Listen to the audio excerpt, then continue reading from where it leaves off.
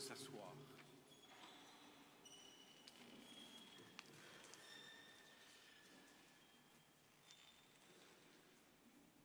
Aujourd'hui, nous faisons mémoire des hommes et des femmes qui ont combattu pour que des attaques illégitimes et des totalitarismes insensés soient vaincus. Il y a quelques années,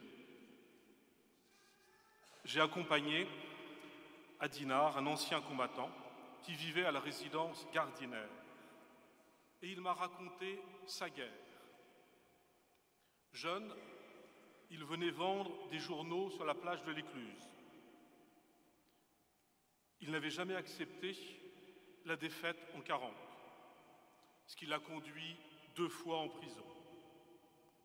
À la 3e, il a réussi à s'échapper et il s'est engagé dans la 13e demi-brigade de la Légion étrangère, unité au sein de laquelle il terminera la guerre et il participera à la libération de l'Alsace.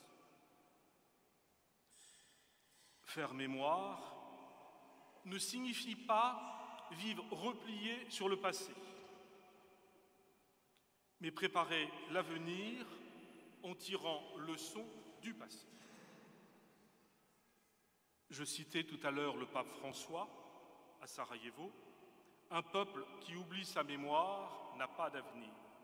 Vous n'avez pas le droit d'oublier votre histoire, non pas pour vous venger, mais pour faire la paix. Dans la première lecture, l'apôtre Paul, qui est l'apôtre attaché à la liberté chrétienne et à Athènes, le berceau de la démocratie, et il ne discute pas seulement avec les Juifs, mais aussi avec les représentants grecs, notamment des écoles philosophiques. Cette rencontre aurait pu ne pas aller de soi. Les relations entre les Grecs et les Juifs n'ont pas été toujours très simples, notamment à l'époque des Séleucides, qui voulaient éradiquer la religion juive. Et c'est en quelque sorte le premier dialogue interreligieux dans l'histoire de l'Église. Un espace de dialogue où l'on se respecte en humanité. Et c'est le début d'un chemin de paix. La paix. Le message porté par l'Église à la suite du Christ est toujours celui de la paix. Chaque célébration débute « La paix soit avec vous » et s'achève par « Aller dans la paix du Christ ». Il s'agit de recevoir la paix du Seigneur pour la partager à ses frères et sœurs en humanité. C'est cette paix qui sans cesse construit le monde, doit construire le monde. La paix, entendons-nous, ce n'est pas une simple victoire des forts sur les faibles. Ce n'est pas une paix ignorant ou écrasant son frère. Ce n'est pas, comme aurait dit un stratège, la continuation de la guerre par d'autres moyens. Il ne s'agit pas non plus de la paix silencieuse des cimetières. La paix que nous inspire l'Évangile, c'est la paix du Christ, fruit de la justice et de la charité.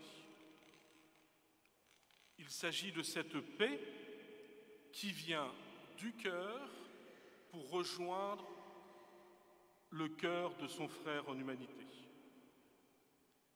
Alors aujourd'hui, en 2024, comment ne pas penser au drame des conflits et des guerres actuelles, aux plus pauvres, qui sont toujours les premières victimes,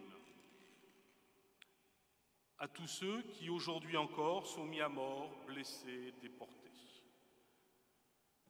Ces violences et ces injustices crient vers Dieu.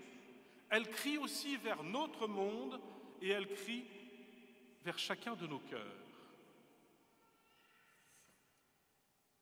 Lorsque Jésus, mourant sur la croix, confie l'humanité à sa mère, il lui confie le disciple qu'il aimait, et il dit « Voici ton fils ». Ce qui veut dire pour nous, on pourrait dire « Voici mon frère ». Lorsque Jésus, répondant à la demande de ses disciples, leur apprend à prier, il leur dit « Quand vous prierez, dites « Notre Père ». Saint Paul, dans la première lecture, disait « Nous sommes de la descendance de Dieu ». Nous sommes donc des frères et des sœurs en humanité.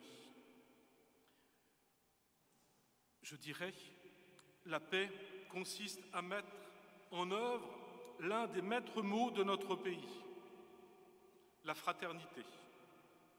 Se reconnaître frère, c'est-à-dire fils d'un même Père.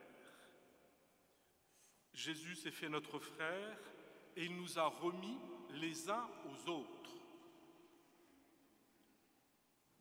Les anciens combattants se souviennent souvent avec émotion de la fraternité qui régnait avec eux pendant la guerre.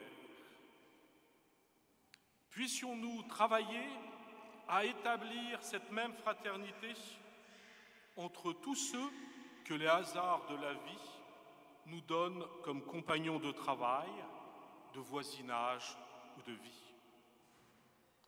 Et que la Vierge Marie, qui au pied de la croix est devenue notre mère, nous aide à devenir frères et sœurs les uns des autres.